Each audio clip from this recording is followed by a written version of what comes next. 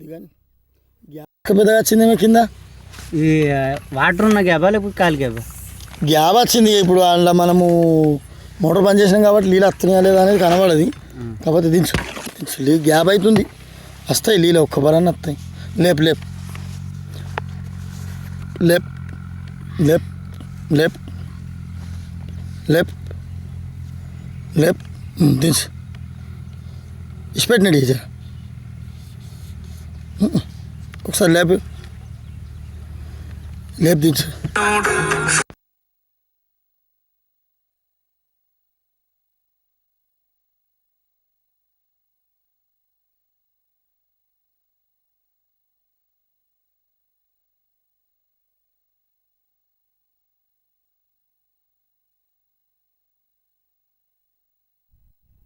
పోనీ పోనీ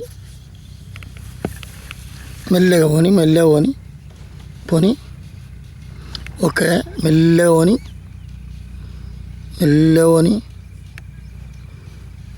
motor pump okay ఉంది అబ్బా, ఎట్లాంటి డౌట్ లేదు. 1180. ఇప్పుడు మోటార్ దాకా పోయిందా? మోటార్ దాకా పోయిందా? ఇట్లా ఒకసారి దిగో. ఇది పంపు నట్లు, పంపు అన్నట్టు. ఓకే పో. మట్టి లాంటిది ఏం లేదు. సైడ్లోకి ఏమైనా ఇరుకుతుంది అంటావా?